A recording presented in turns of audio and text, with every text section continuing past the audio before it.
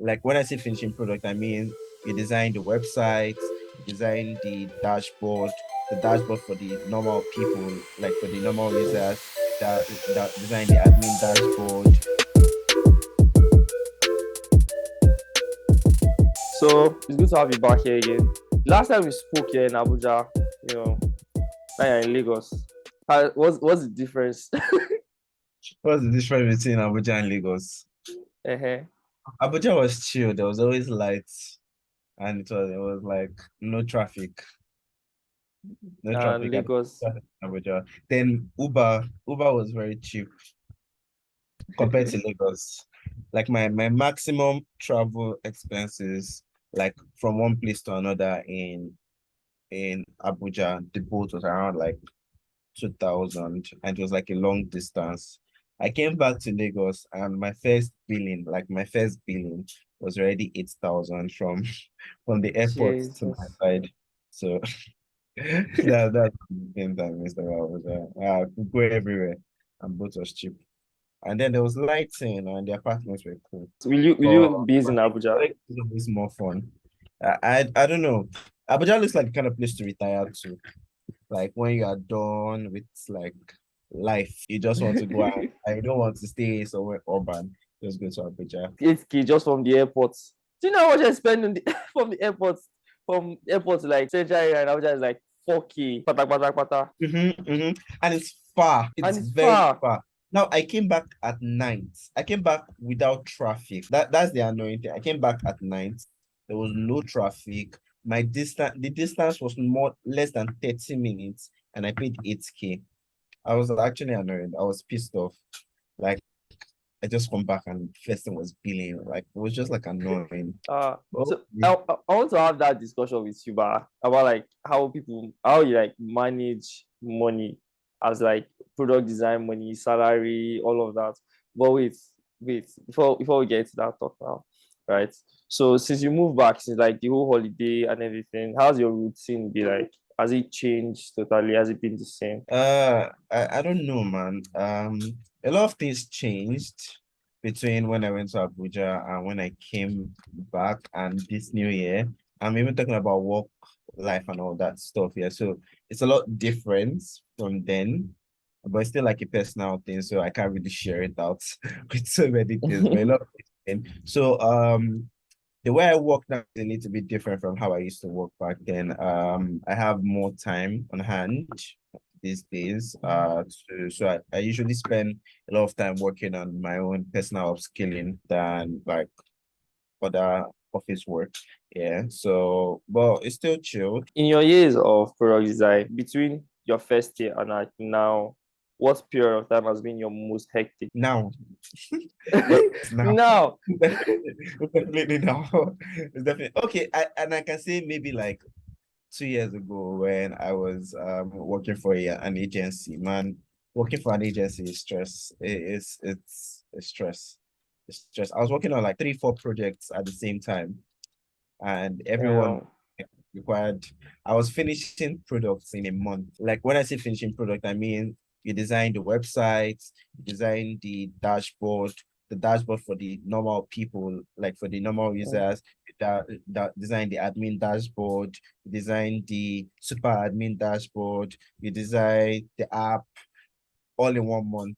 And damn. it used to be insane. It used to be very, very insane. Yeah. So I guess that was also a very stressful time in my life. And especially since it wasn't remote. So you had to actually still go to the office and it was on the island. And so you face traffic, you wake up like 6 a.m. No, you wake up 5 a.m. You leave the house by 6 a.m. You get to the office like around 8 because of traffic. From 8 till around 5, you work like heavy duty work. From 5, you are thinking about leaving, but you cannot necessarily leave because you are trying to beat traffic. So if you do not leave by that 5 on time, you are leaving somewhere around 7 so that traffic will reduce. So from 7, you are getting home somewhere around like 9, 10, 11, depends on how traffic can be at that day. So 11, you've not finished some of the work you were supposed to do and you're supposed to like show a couple of things. So you work sometime into like the nights, let's say by 12, 1. Then from 1 o'clock, you are sleeping to wake up by 5 again. I don't want to say I like toxic environments, but I've never had that kind of experience. Like when CEO is on my back or like the whole company is on my back, be like, finish these three things at the same time. Nah, you have to. There's a lot of a lot of stress in that one. I mean, sometimes to be chill, yeah. Sometimes it's chilling, but man, you can't think about doing like those kind of projects at the same time, man. You are moving from e-commerce to fintech, not fintech anyway, but like a little bit of fintech. You're looking at legal. So you're reading so many documents, you are trying to understand the flows on different ends. You're working with different product managers, everybody's requiring something from you. It gets a little bit hard. Process, was it like something you learned from all that Yes, heavy I work? learned. Or Yeah, I learned. Number one, that I'm never going to the office. No, remote work. Like I am not going to be going to the office on the island. That's one thing I learned. Number two is that I'm not doing any agency work that requires me to do all this stuff. I can work for an agency where there's a good product development life cycle, yeah, where okay, we spend time on a lot of good processes. We try to understand the market. I mean, it wasn't a startup, so there was no need for that. But then, you know how agencies are, they get a lot of contracts. Some people lie that, oh, they'll be done in like 2 months so that they get the contract from another person. And now, because somebody has said it'll be done in 2 months, you want the contract in nothing and you'll be done in a month. So this one's now favor you more. So there's a little bit of that line up and down here. Or you tell somebody that, oh, we've already built something similar to that, or you just need to do is just come and buy the product and sell it into your end. Then they'll now come back and tell you, oh, let's build this thing, no, so that we can sell to the client and all that. So there's a little bit of that, and I learned how those things work. Yeah. So I can't go work for a company like that anymore. Like an agency where there's so much pressure. That's one of the things I think I took out. But then it was really fun. I got to make my closest friends, or some of my closest friends that like because we all passed through that fire, and I think it really helped us because you have to like ID it very fast and all that stuff. So it really helped us like come up with concept as very fast as possible too. So I guess that's about I met some of the best people that like I'm in contact with right now, and it was really fun. Yeah, I guess it was fun when you look at it sometimes, but then that stress was it's not worth it. product designers as well. Yeah, And product designers. The greats, like people like Dev Chris, that's Chris Adolphos. I met people like Charles, that's the founder CEO of Spire. I met soft dev, sophisticated dev. I call him soft. I met a couple of great designers, Larry, Wisdom, very, very awesome designers, Emmanuel. among all these guys you just mentioned, all the people you've met so far, which like person's growth that have you can you say like this guy? I know many of them are like they're your guys now, but which person's growth really like this guy's growth has inspired you really heavily? I can't see. I can't say. There's one exactly that actually inspire. They all inspire me in different ways. Emmanuel inspires me in the way he lives his life. Like I want to be that guy. Like he just travels around, enjoys this, goes around doing.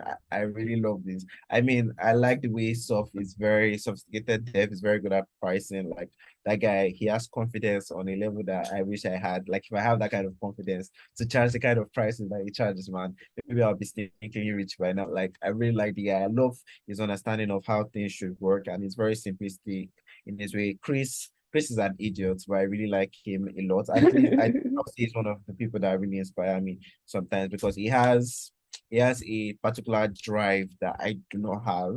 Okay, he's like it's very driven in that passion, or I don't even know if it's passion so but he has energy. Like when someone says energy, yeah, that's Mm-hmm. Chris. Stuff is more chill, like okay, it takes things, it doesn't allow anybody rush him, it doesn't do anything. You can't tell him that, oh, this is the time that he wants him to do it. If he's not going to do it in that time, he'll tell you that he's not going to do it in that time. And if you don't want to hear what, that's your own. That's so. But Chris is the kind of person that will be like, I can finish this as very fast as possible. Whoa, I will do this, I will do that, I will learn this, I will learn that, I will upskill this, I will read this, and it's all like so many things that I'm like, yo, dude, what are you on? What are you on? Yes, Chris is very knowledgeable in business, he's knowledgeable in design, he's knowledgeable in very different areas of life. So I really Larry is very chilled. APR is a very great designer. Wisdom is also a very good designer. So I mean, everybody that I have contact with as designers inspire me in one way or the other. So I don't really say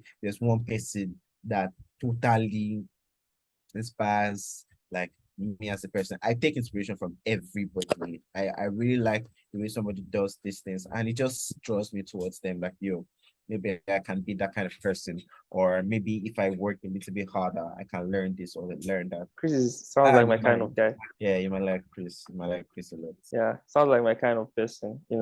We just want to just get our hands dirty and then do this, and just join doing things just to make it work. I like that kind of vibe. How were you able to like leave that agency, transition into working for like the startup you work for now? I mean, I resigned from the agency because I was going through major depression. I was literally going major depression at that point in time, and they were making things worse. Again, as I said, agencies can be, and I think I was working 3 projects already, and someone left. Chris left. Chris left first. Chris was the first person to leave among us, and then they wanted to carry his projects and dump it on my head, and I was already having like problems with like 3. The other side, and he was about to now drop this thing. So once Chris left, everybody just started like, oh, yo, let's work on our stuff. So we all started. That's when I worked in that portfolio that I first put out there, yeah. And software worked on this portfolio. In fact, all of us like we're just driven to just, let's leave. So I left. Actually, I resigned after Chris. I resigned a month after Chris. The others didn't resign to like two months after. But when I resigned, I didn't even have another job. I was willing to, okay, I'd saved up a lot of cash.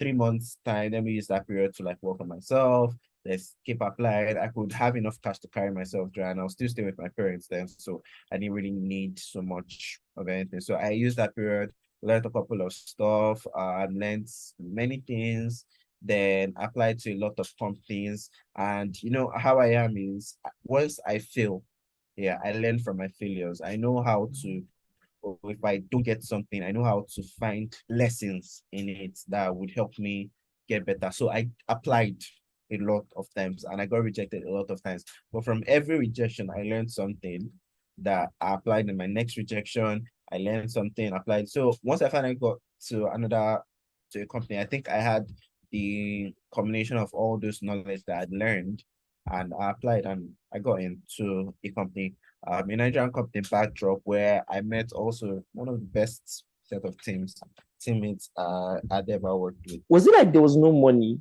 to encourage? Because everybody keeps saying, "What's your biggest motivation?" If you ask every almost random designer, people like, "It's money, it's money."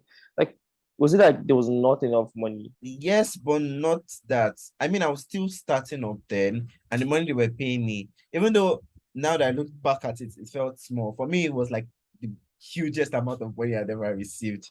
You get so it wasn't Mhm. like I was motivated because of the money. I mean, a lot of people started getting that's when remote jobs started really becoming like loud. A lot of people getting remote jobs and all that was loud. But the main reason I left wasn't because of the money, it was because they were killing me of stress. That was like the biggest thing. I was stressed. I mean, if it was because of the money, I could have still stayed while working, but I was tired. I could not take it anymore.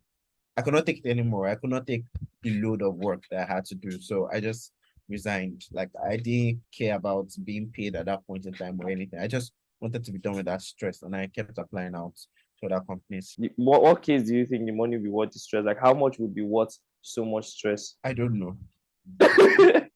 I think this is where I take in Soft's ability, like Soft's sophisticated dev. When I say soft, I just mean sophisticated Yeah, dev. yeah, yeah. I think this is where I take him his own part of way of life, where for him no money is enough to stress him. If it starts stressing him too much, you always find something better. So it's just like nah. For me right now, I don't think there's huge money. Like once it starts, I mean, there's a threshold. Yeah, I Yeah. can't. But once it starts passing that threshold, I don't know if I can stay. I have a huge stress threshold. Yeah, I can take stress for a period of time. Mhm. But once it passes that threshold, where I start feeling it affecting me, like mentally really much, I don't think I'll remain in such a company. You are the agba, like you are our agba here. I can't see myself as an agba till I hit like 10 years. There's so many things I still lack that I want to really get good Like at. what? Like what? I mean, even I don't even know how to explain. I think I compare myself to a lot of greats, a lot. Mm-hmm. And when I see what I don't know and I see it in them, it just makes me realize that there's still a lot of things to learn. Like even from my current place of work here, I'm working with an actual agba in the design space, Tola Alade. And when I see some of the things he knows, and I'm designing, and I bring my work to him for him to review, and he points out some certain things, it just makes me realize that there's still a lot Like I could what? learn. Like what, I mean, David? Like I don't know how to explain it. Creative direction, understanding maybe UX, understanding more about products, simplicity. I guess I can't will really put it to mind. will you say I mean, something there are like definitely a lot of spacing? things I know. I definitely a Uh-huh. lot of things I know that junior designers will not know, yeah. But and I understand that, but then there's a lot of things that I do not know that I can't use it to say I think that's one of the major reasons why I don't even give like talks on a lot of things, because I look back and I'm like, most of the things I know are pretty much what everybody knows. That's how I feel a lot of times. So Okay. I feel like whenever they ask me to give talks on something, I'm like, will I just go and see something that everybody already knows? Is that even making sense or anything? It just feels like it's common knowledge. Most of the things I know, they're not really high level things. That's how I feel a lot of times, yeah. Although I know it's a little bit of bias, like it doesn't make sense, because I know there's a couple of people, yeah. I have talked with some people, and some of the things that I know they don't know. You understand? Like when they come one on one to ask me for some certain kind of like, okay, mentorship on something, or they need an advice doing some things, and I give my advice, and it's like, oh, yeah, it really helps them.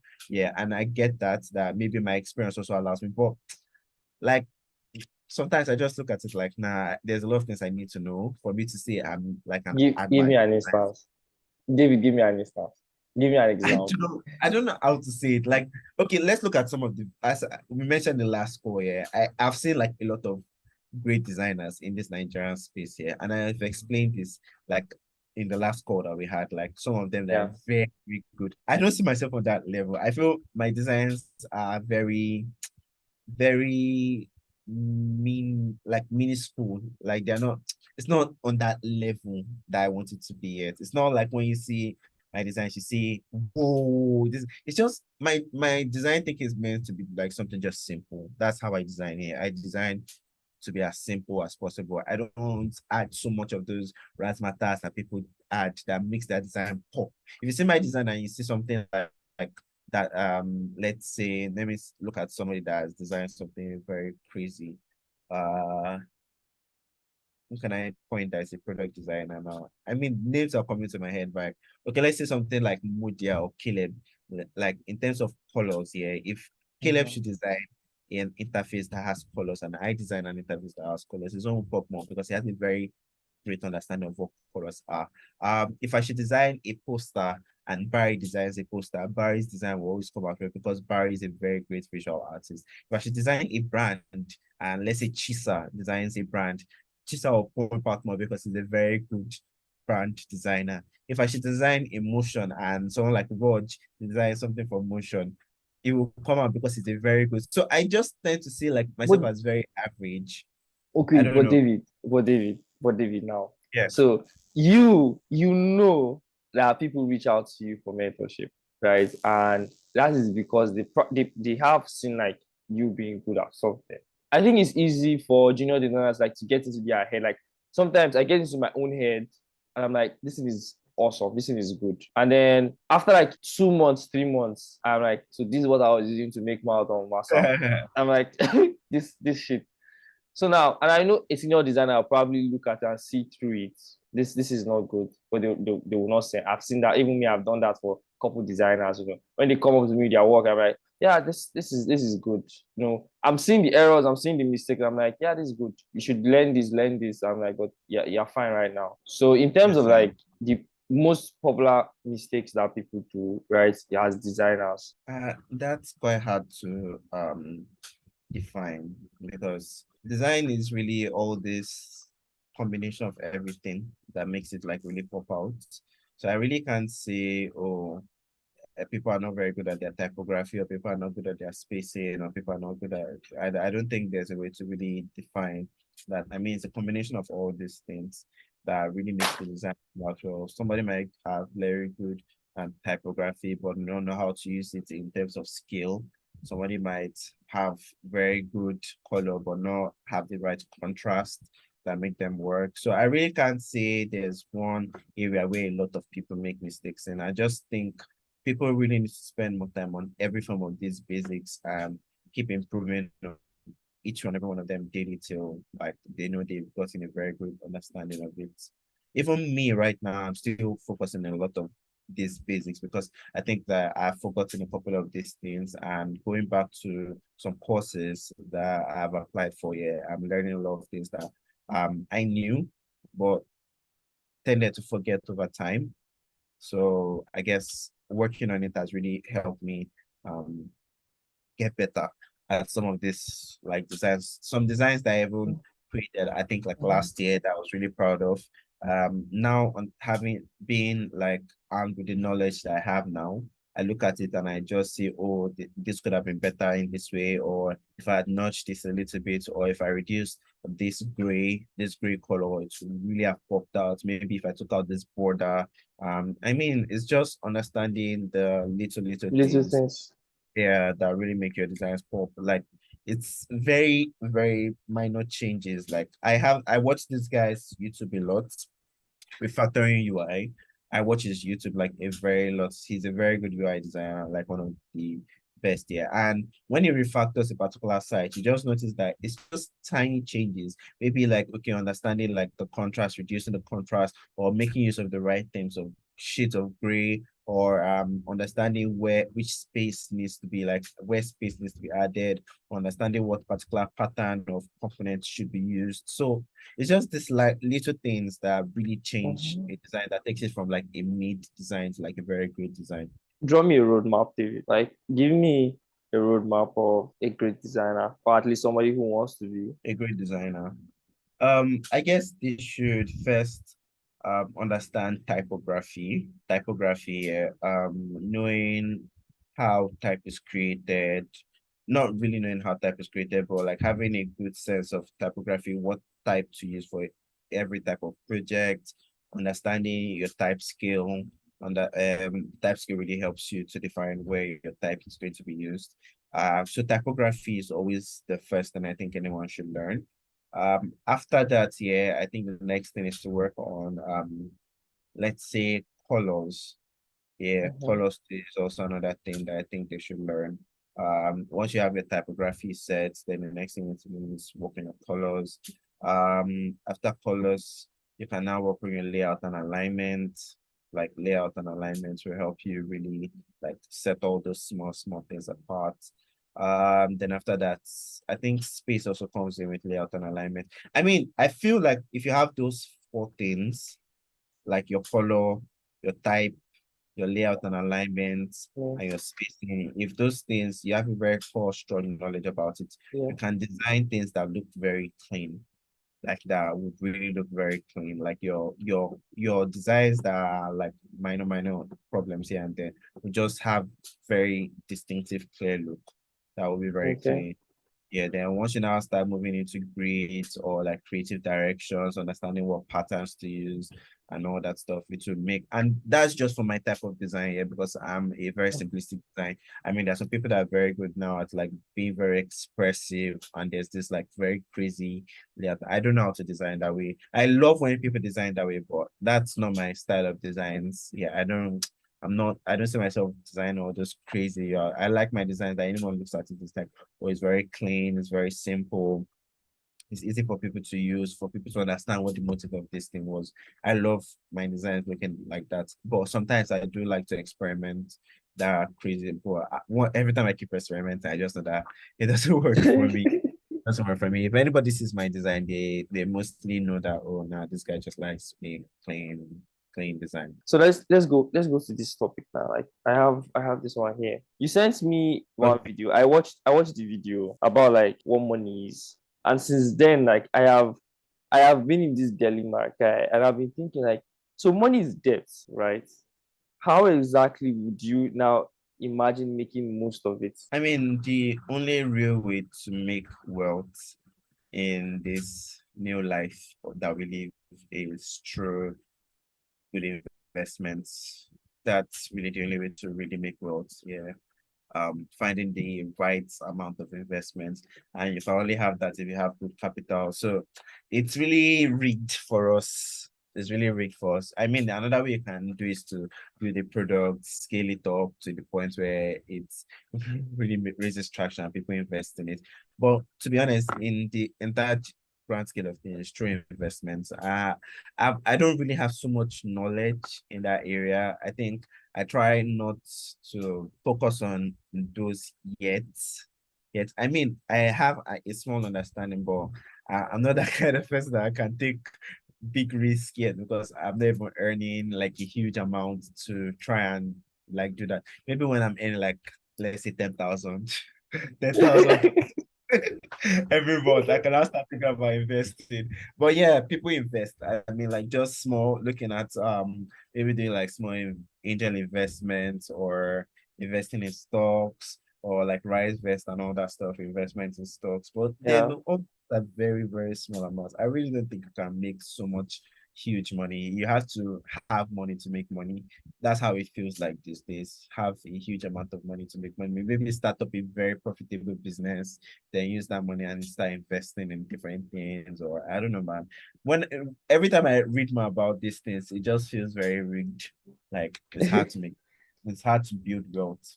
Like you have one small chance to hit it and make it big. Some do it by starting up a startup, raising big amounts from those startup and selling off. Then the money from that they now invest in. It's very So rigged. now, so how would somebody in Nigeria, because like a product designer, an average product designer, somebody listening to us now, I don't know how much people earn this day for internship as product designers because but when then in 2020, at least my time, product design internship was 15,000 naira every month. Probably now the money would have gone up, right? Because I see job applications of internship, like the money is like within like 100, 150, like that, like that.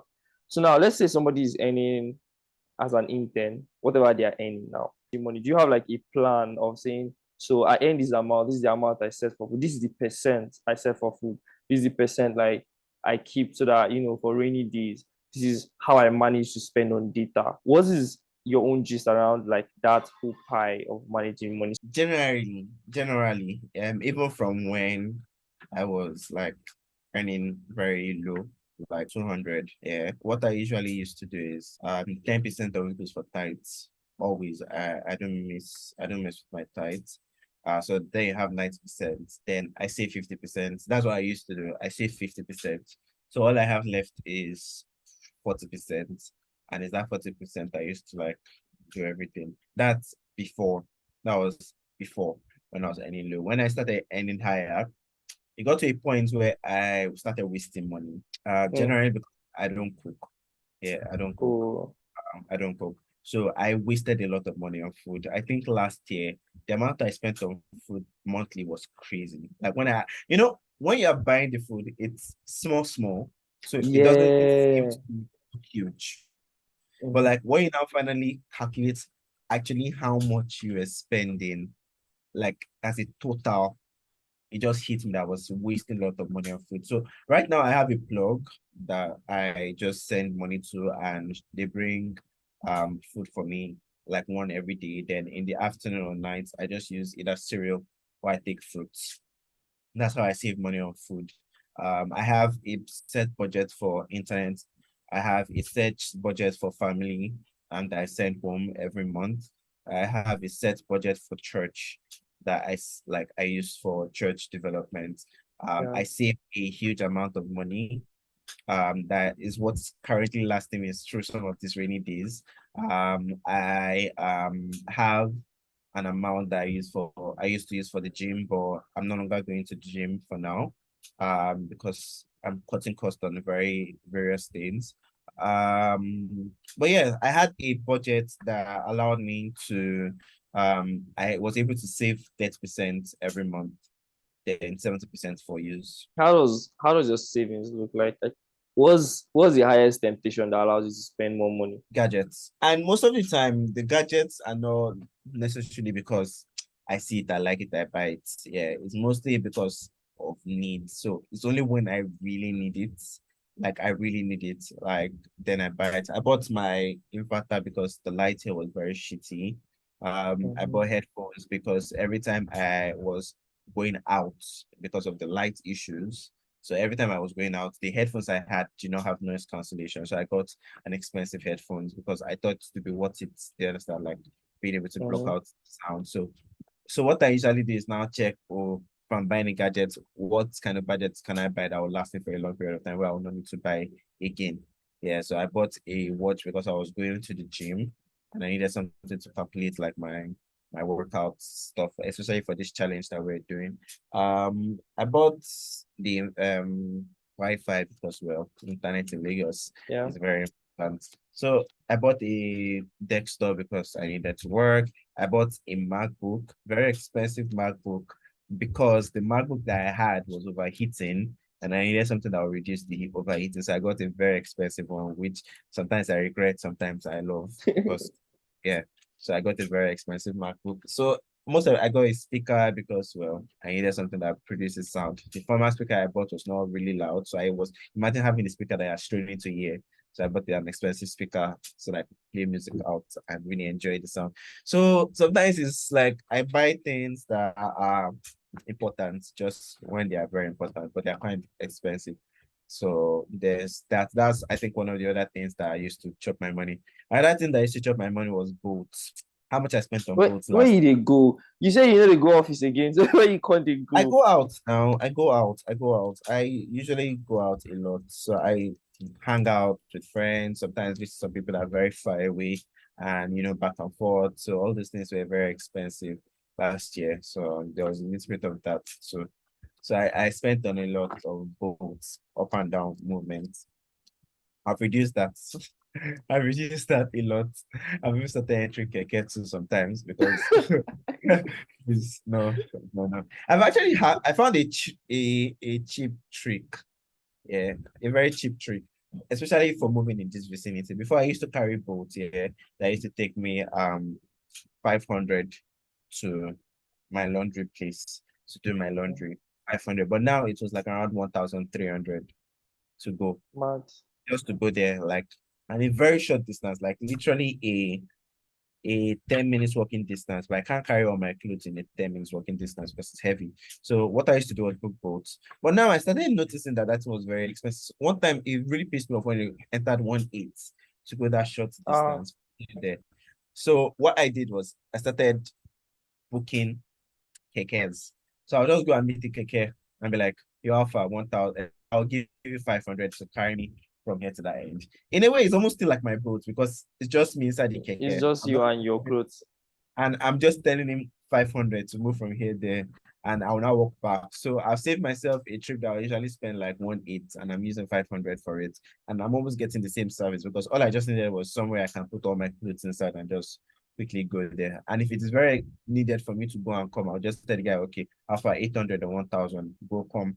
I've spent going and coming less than what I would just normally spend on just going. So I found Going. cheap tricks like in this vicinity. If I'm going somewhere in this vicinity, I don't take Uber or boat again. I just take AKK and I'll book them.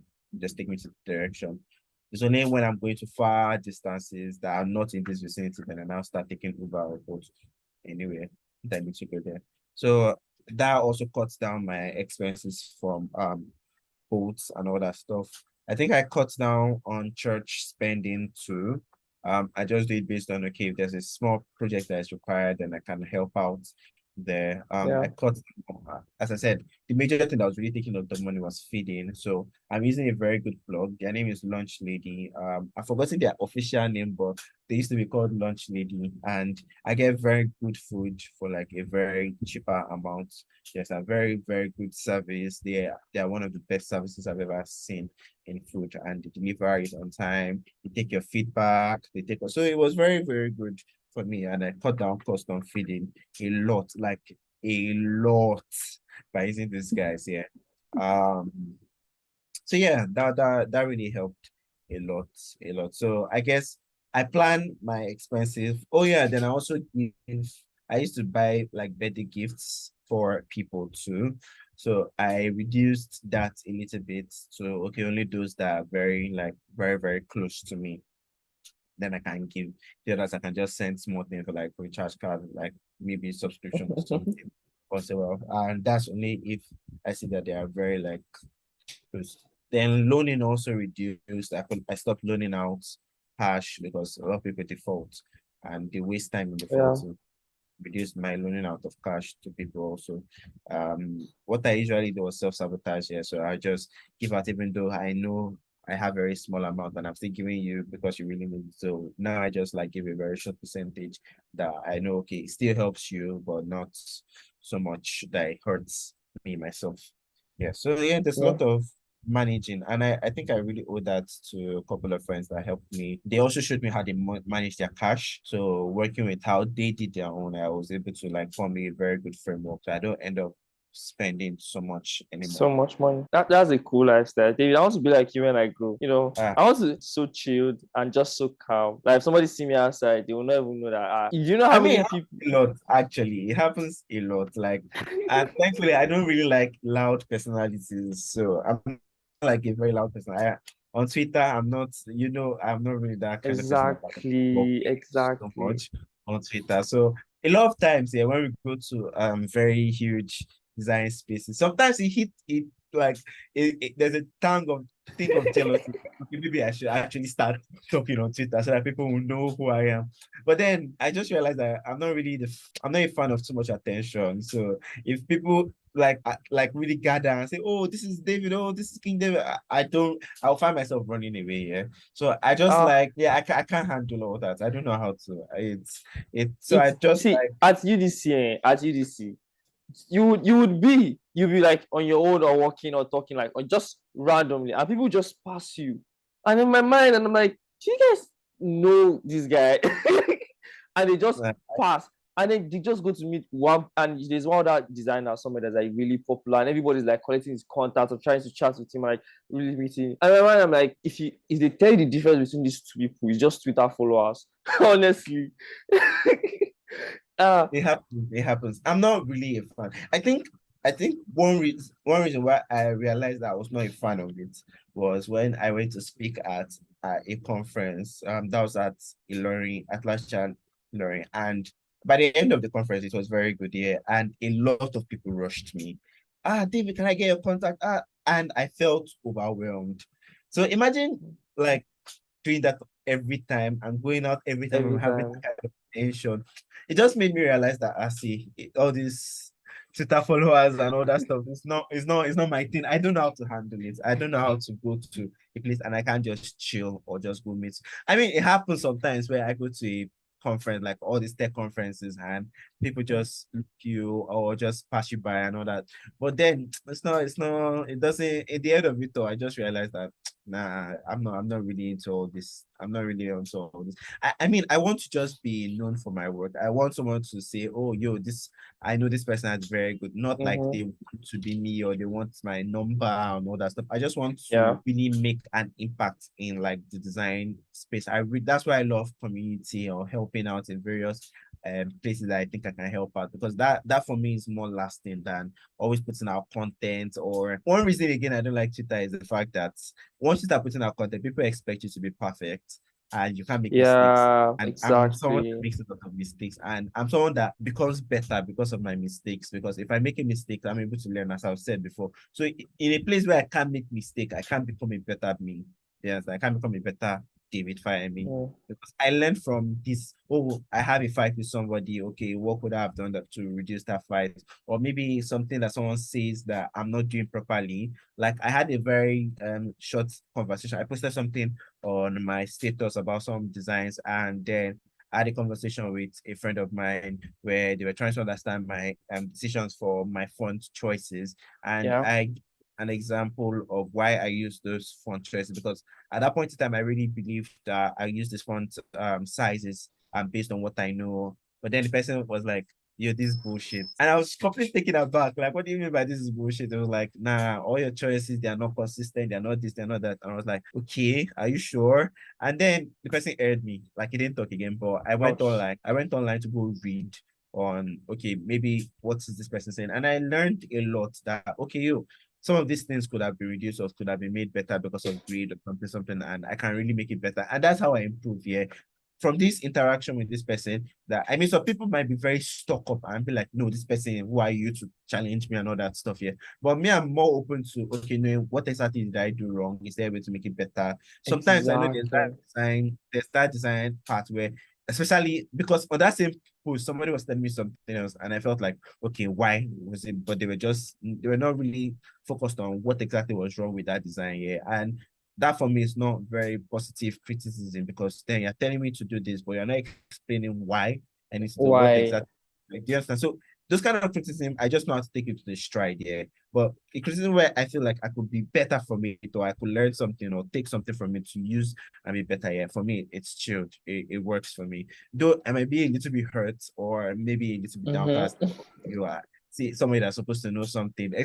And that's one of the reasons why I cannot be putting some things on Twitter because then all these people that say, "Oh, see what an agba is designing," I can't face that. I'm someone that likes to learn from my mistakes here, and if I can't put my mistakes out there to learn from it, that I don't think I should be putting my mistakes out there in the first place. Because if you are using my mistakes to judge me, you judge me a lot, yeah. Because I make a lot of mistakes. I make a lot of small inconsistencies, or sometimes I don't pay attention to detail, and I'm caught up in the overall idea. Sometimes I forget Yeah. to focus on tiny things, and I can make mistake from that. And if you use that to judge me as a person or as a designer, yeah, you just being on the wrong way. And for me to just be like very bad for me because it's like I just I'm not learning from that. I'm just feeling bad from it. Do you understand?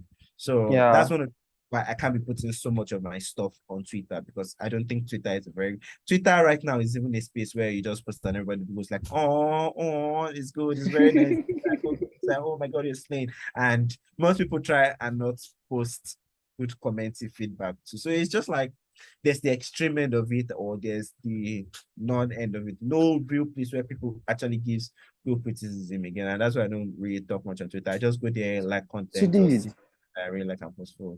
okay, so David, now, how do people now put themselves out there? Like, there are definitely people like you, right? There are people like you out there. So me, I don't. If somebody criticizes my work for any reason, I pull that thread and I like follow up. I'm always like, okay, so why is this person saying this? And then I follow up. Is it even in at Uncle like where I work now? So if a new designer comes up and maybe designer, I know that okay, this designer has like lesser years of experience than me. If we're working on a project and they call out something, I'm always asking, why did you make this decision? Okay, what do you suggest we should fix it? Right? This is something I do all the time. Now, it then ties back to how do you now put yourself out there if you are that kind of person that you know all the things you just explained, right? How So do you then what put what I yourself do is out there? that what I do is that I get people that are good at things, that are very good at this, and I show them my work and I get their own criticism.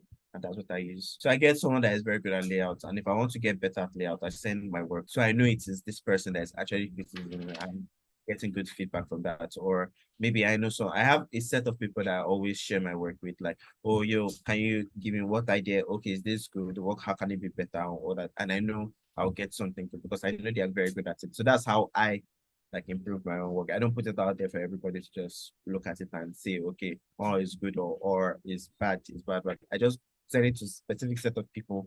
And I love the fact that I have a very good network. Yeah. I have a very good network of people that I know that are very good at whatever they are doing. If I have a problem for let's say user research and I need someone to help me look at maybe my research plan or maybe to help me that I'm not really understanding how to do this. I know who to meet. I know who to talk to. If I have a problem with like, okay, maybe my colors are not really coming out the way I want them to come out, or the entire concept is not really coming out well, I have people I go to and, oh, you please can you help me look at this? Or I have something I want to do, but it's not really making sense. Or I have people I can jump on calls with to maybe like Mhm. let's work on something together and maybe we can maybe make it better. So I have people that I can always meet, and that's how I do my own stuff. Yeah. And I guess it works for me a lot. So I think I'll advise that to get people that are very good at stuff, show them your work and let them criticize it and take whatever they take. See, I mean, don't just take it as total truth though. You have to do your research sometimes and see, okay, if it makes sense or does not make sense, and then apply it to your work. So at this point, David, if I'm asking you now, what's next for you? I want to work on my UI skills again.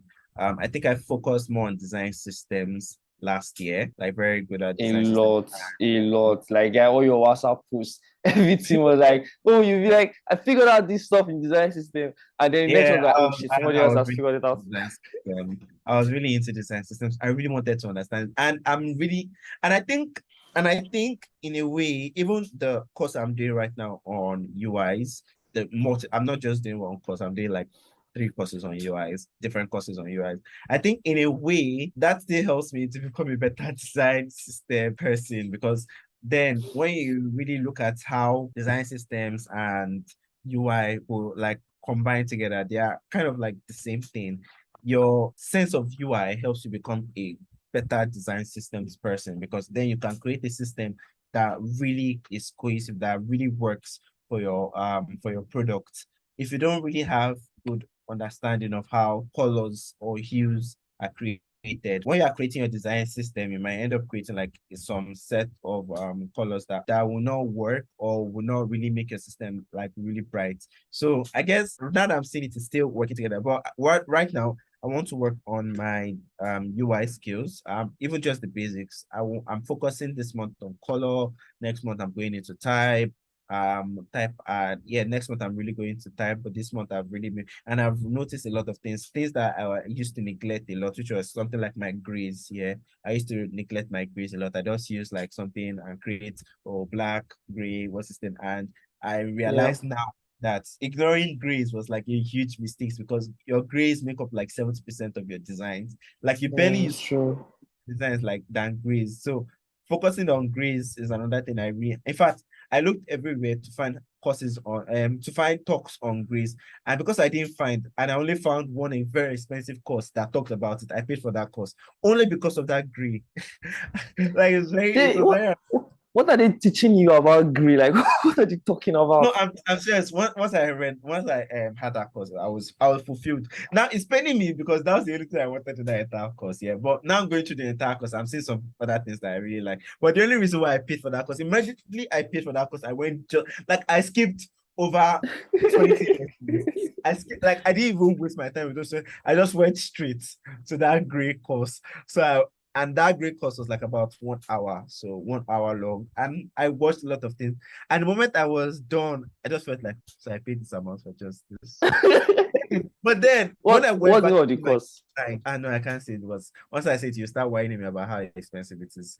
Uh, Tell me personally. For people that are Okay, listening, sorry. But when you can tell me on WhatsApp. okay, I'll actually tell you now. It's Learn UI by Eric.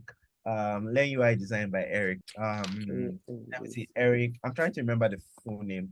I subscribed to his mail, and once I saw it on was on his mail, yeah, from then I just picked it up and used it. But I subscribed to his mail. Yeah, Eric Kennedy. Yeah, Eric D. Kennedy.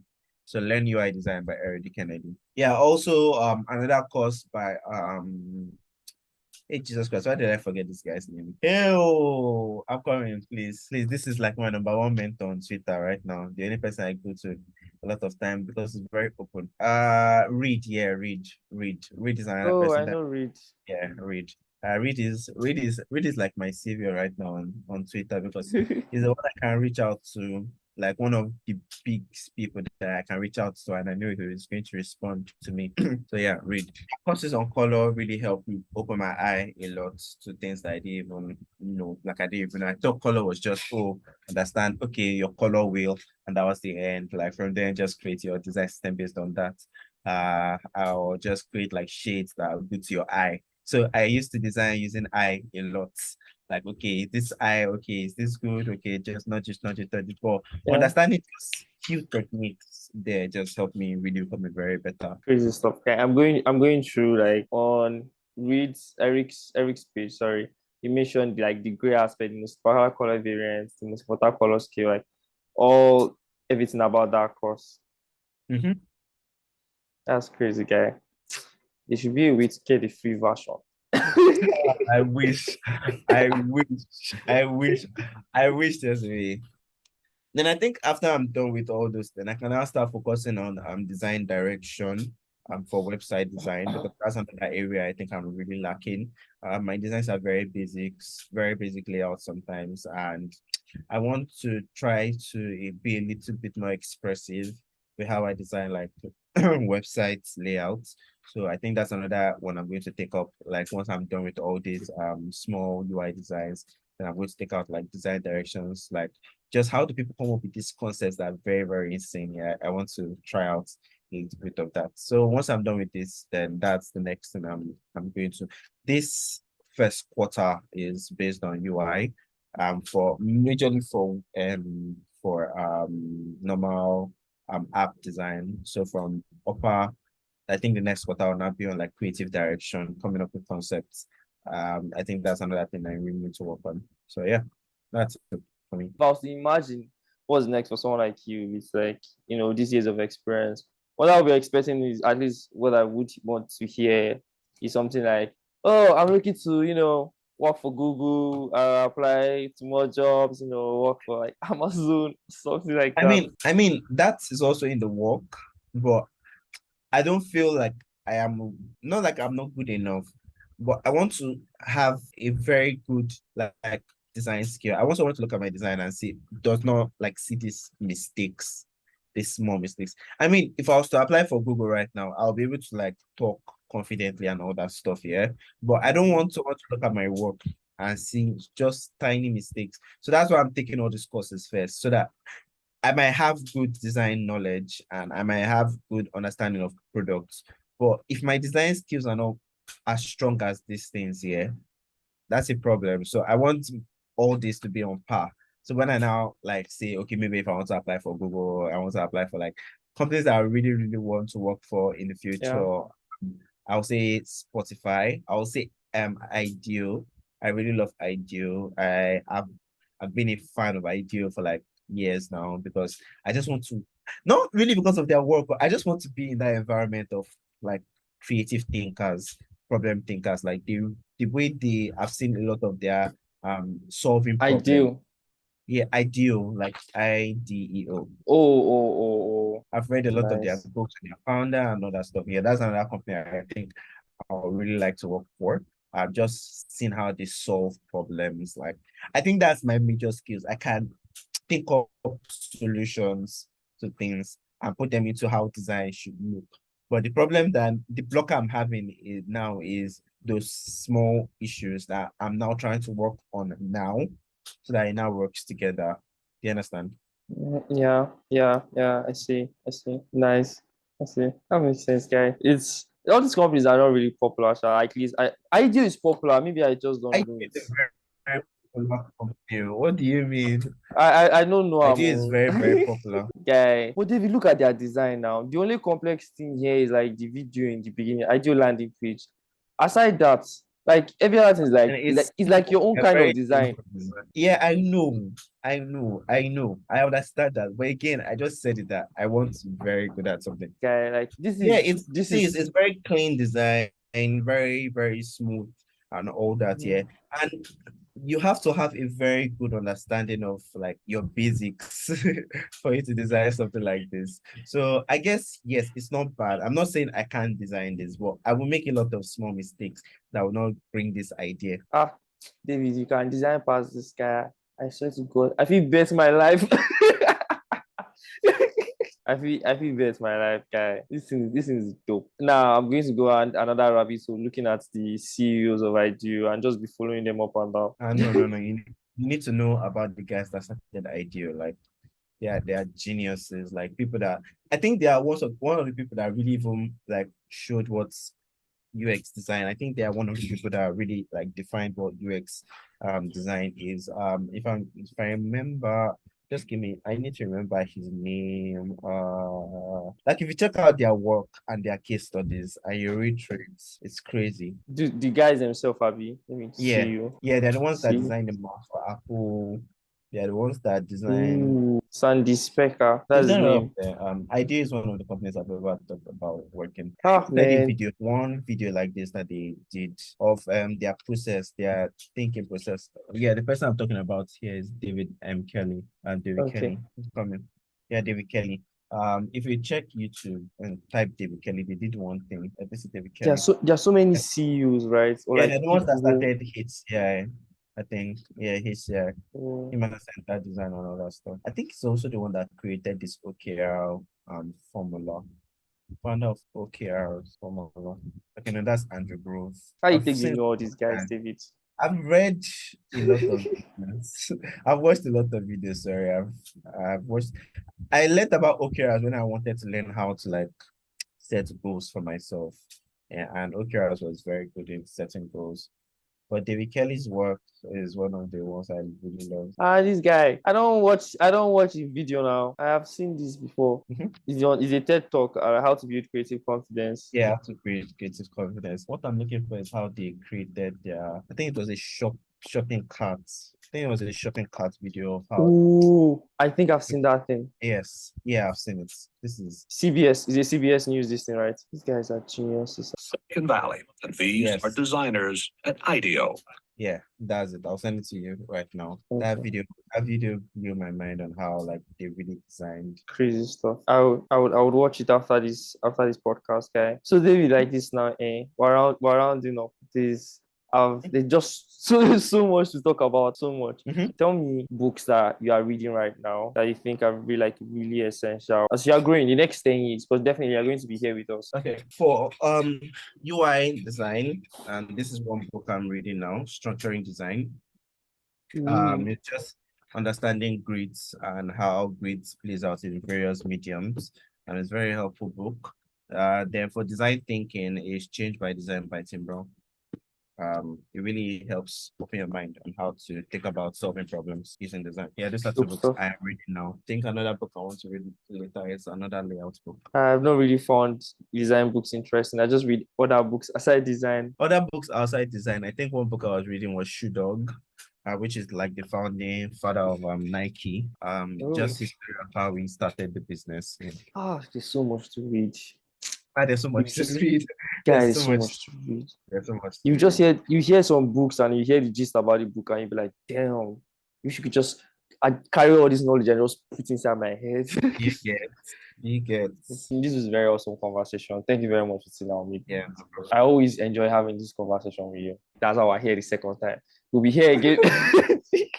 For people listening, we'll be here again third time.